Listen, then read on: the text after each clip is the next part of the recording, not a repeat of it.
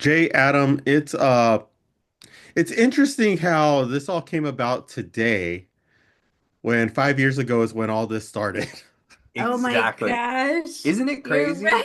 It blows my mind that how Today's the all the 11th. cards Oh, fell. Oh wow. my Today's the Yes, what? gosh. It's 5 years ago. It was yes. the world shut down all of a sudden, with this series, we actually, when we were filming it, we were like, we hope that this comes out next year. We were Yeah. trying to sell it in 2021 when the students had finished high school. No one wanted to hear a And story everybody about was the like, pandemic then. let's not talk about COVID. We've already seen, dating and in a pandemic too much. Like, we don't want to see people in masks and stuff like The that. cruise ship, Yeah. the Yeah. Oh documentary. man, Yeah. nobody wanted to watch that. And then it's kind of serendipitous that it's now 5 years later and we're out there like telling the story. And it's time, it's Yeah. time to talk about it.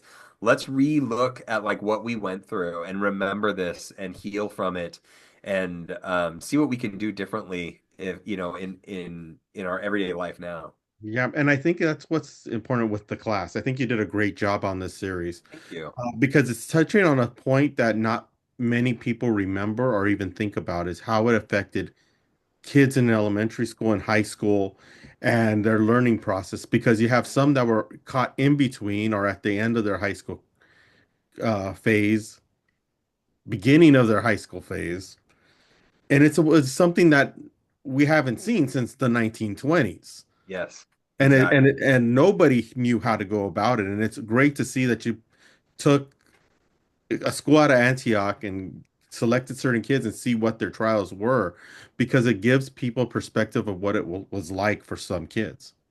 Yeah, and Yeah. the crazy thing is that's not what we thought we were going to film. We thought we were going to film students in class like during, oh man, they missed a couple of months in their junior year and now they've got their senior year back and what's it going to be like catching back up and that kind of thing. And right away, the first day of filming, we went and we met Mr. Cam in person for the first time and we sat down for an interview and we met the principal of the high school who he had worked with over email and whatnot, and they said, "Oh, by the way, we're not going to be going back to school September 1st like we thought we were. We're Yeah. going to start distance learning, and we'll see how And it we plays out." panicked because we were like, how do we film this story? Yeah, I Like, mean, it changes it everything. When you thought changes. we were going to be like in class filming with students, that's how we were going to meet the students. All of that, we really didn't know what we were going to do. Yeah. So yeah, it was really really crazy.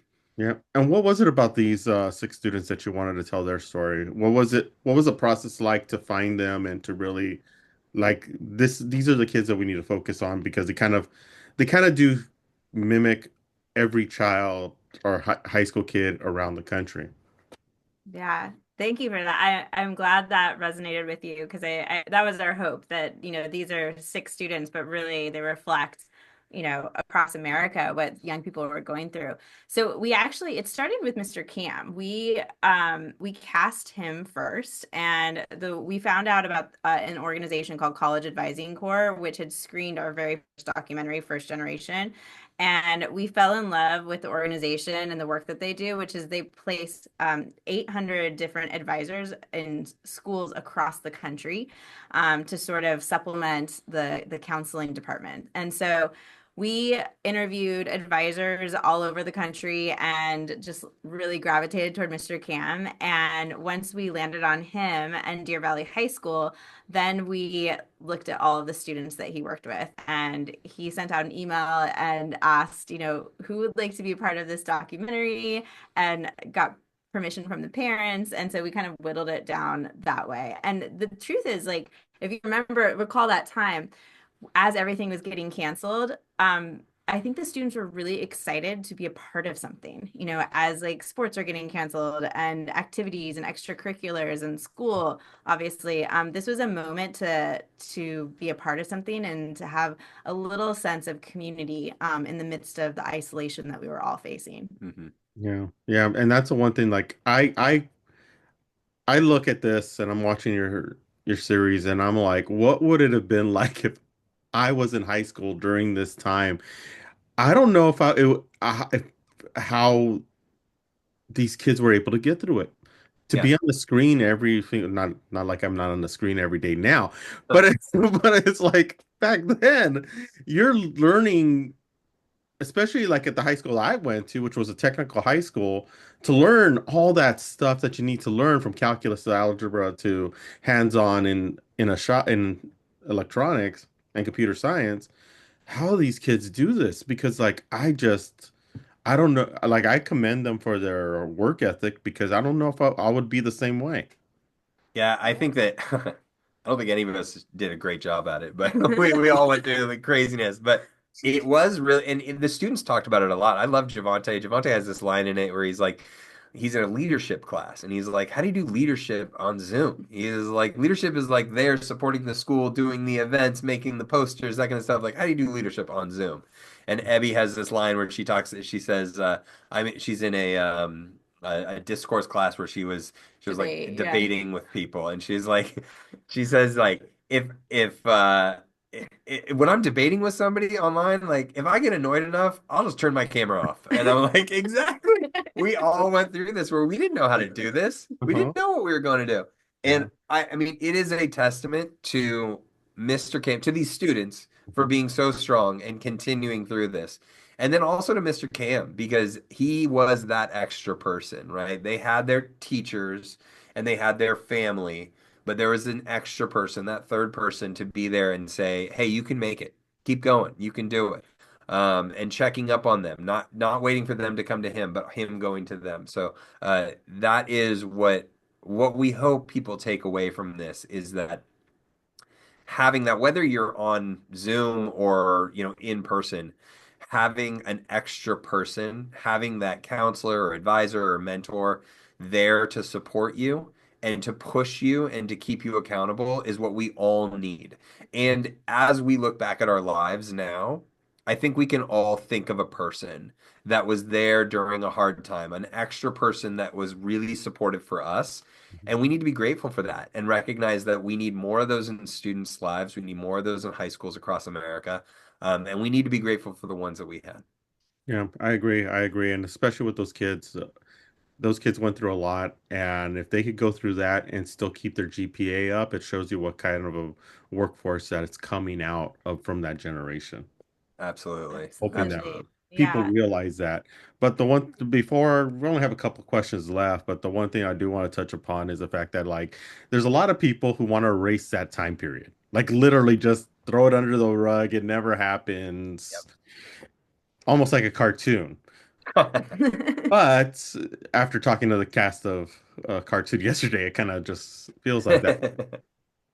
But we need documentaries like this. We need to look back at what we went through so it never happens again.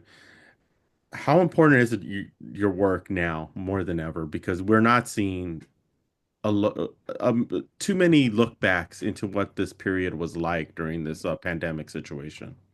Yeah, I think this has always been, I think, the role of art. So when we look at our culture and civilization, stories have helped shaped the decisions that we make, the politics, and I think how we understand our humanity. And so I think to tell stories about moments in time, it's really important. And I think it's an opportunity for people to sit with each generation, what they lived through, what they endured, and to reflect on that. And I think that is what art and storytelling can do. And I think it's part of the healing process. Yes, of course, like the knee-jerk reaction is like sweep it under the rug, let's not talk about it. But I don't think unless we process what we endured, we're still we may forget about it, but we'll still see the implications of that for generations to come. And I think it's our duty as artists to tell the reality of what's happening in our time,